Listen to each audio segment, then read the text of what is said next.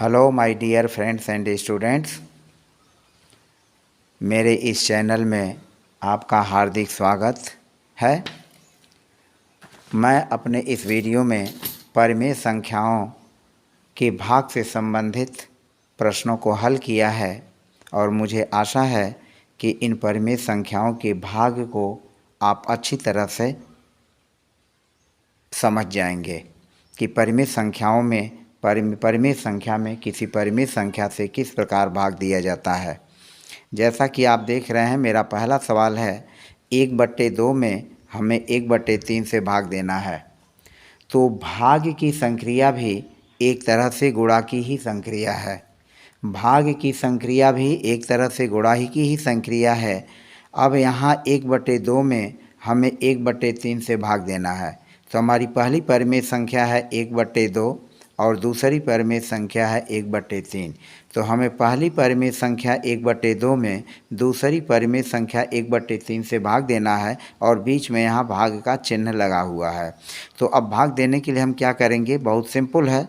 1/2 भागा के स्थान पर हम कर देंगे गुणा, गुणा का निशान लगा लेंगे और जो हर 3 है उसको अंश में लिख देंगे और जो अंश 1 है उसको हर में लिख लेंगे। यानी 1/2 को हम जैसे का तैसे रहने देंगे, जो परिमेय संख्या 1/2 है वैसे ही रहेगी। भागा के स्थान पर हम गुणा कर देंगे और जो हमारी परिमेय संख्या 1/3 है उसको उलट के लिख देंगे, यानी अंश को हर कर देंगे और हर को अंश में लिख देंगे। यानी 3 जो है वह हर है, इसको हम अंश में ले जाएंगे और जो अंश 1 है उसको हर में ले आ देंगे और हम लेंगे 3/1। और फिर सिंपल वे में जिस तरह से हम गुणा करते हैं उसी तरह से इसको गुणा कर लेंगे। 3 का गुणा 1 में कर लेंगे, 3 एकम 3, और 2 का गुणा 1 में कर लेंगे, 2 एकम 2। तो सामान्य में यह हमारा गुणा हो गया। अब हमारा दूसरा उदाहरण है 3/5 भागा 4/5।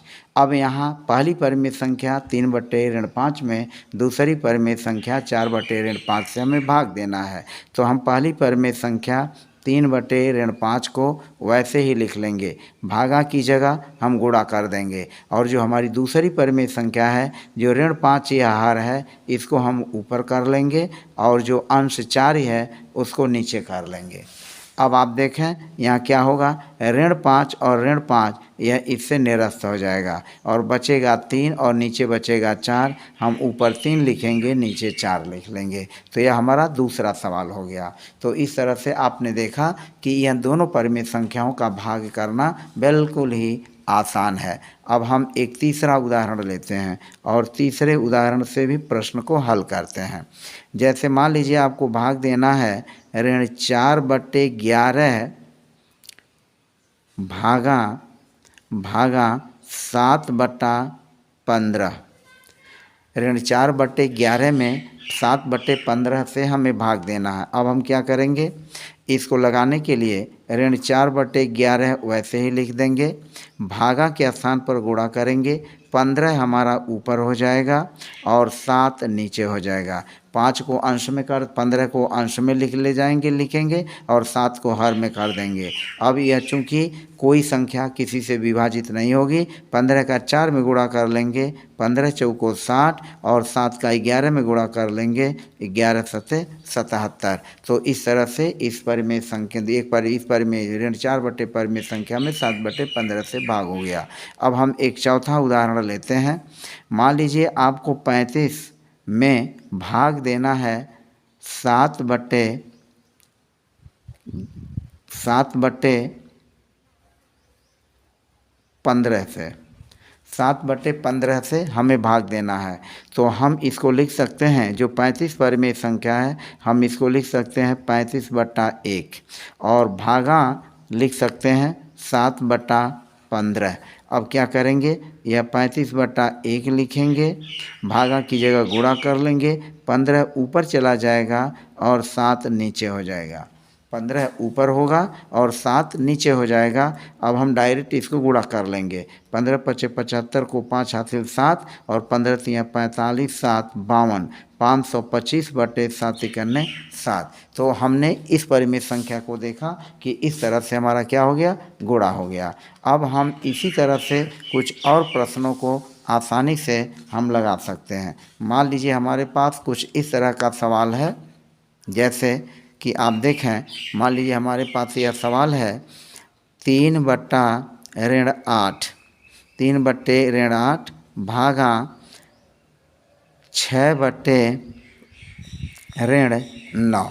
अब हमें इसे भाग देना है। हम क्या करेंगे, यह 3/8 ऐसे ही रहने देंगे और भागा की जगह गुणा कर लेंगे। भागा की जगह जो है हम गुणे का निशान कर लेंगे और यह लिख लेंगे 9 ऊपर और 6 कर लेंगे नीचे। तो इस तरह से हम इसको कर लेंगे। 3/8 ऐसे ही रहने देंगे, भागा के स्थान पर यह गुणे हो जाएगा, 9 को ऊपर कर लेंगे, 6 को नीचे कर लेंगे। अब इसमें संख्याएं अंश और हर में जो भी डिवाइड होने लायक हैं इनको हम डिवाइड कर लेंगे या अभाज्य गुणनखंड करके इनको सरल कर लेंगे। फिलहाल आप देख रहे हैं मेरा चैनल एस्पेक्ट्स ऑफ मैथमेटिक्स, और आपसे रिक्वेस्ट है कि इस वीडियो को बिना स्किप किए हुए देखें। स्किप करके देखेंगे तो आपको अवधारणाएं और सवाल आसानी से समझ में नहीं आएंगे। तो फिलहाल बीच में अगर आपने लाइक न किया हो तो कम से कम लाइक कर लीजिए, चैनल को सब्सक्राइब कर लीजिए और कुछ न कुछ एक प्यारा सा कमेंट दे दीजिए ताकि मुझे भी उस कमेंट के माध्यम से कुछ जानकारियाँ मिलती रहें। तो फिलहाल आगे वीडियो में आगे बढ़ते हैं। हम 3/8 है और 9/6 है। अब हम क्या करेंगे, 3/8 लिख लेंगे गुणा 9 को हम लिख सकते हैं 3 गुणा 3 और बट्टे 6 को लिख सकते हैं 2 गुणा 3। अब आप देखें यहाँ ये कटेगा, विभाजित हो जाएगा, यह 3 से 3 विभाजित हो जाएगा, बाकी 3 में 3 से गुणा हो जाएगा, इस 3 से और इस 3 से गुणा हो जाएगा, यह हो जाएगा 3 गुणा 3। इसका आपस में हम गुणा कर लेंगे, बट्टे 8 है और फिर गुणा यह 2 है, गुणा कर लेंगे। ऋण का गुणा ऋण में करेंगे धन 9 बटे 8 का गुणा 2 में करेंगे, यह हो जाएगा 16। तो इस तरह से इन परिमेय संख्याओं का गुणनफल कुछ इस तरह से होगा। तो इस तरह से हम इन परिमेय संख्याओं को गुणा करके आसानी से इनको जो है लगा सकते हैं। अब हम एक अन्य उदाहरण लेते हैं और इसको भी लगाते हैं। मान लीजिए आपको 4/18 में भाग देना है, 4/18 में भाग देना है 36 से भाग देना है। अब हम क्या करेंगे, इसको वही प्रक्रिया हम अपना लेंगे, 4/18 करेंगे और भागा लिखेंगे। अभी 36 हम इसको 1 लिख सकते हैं।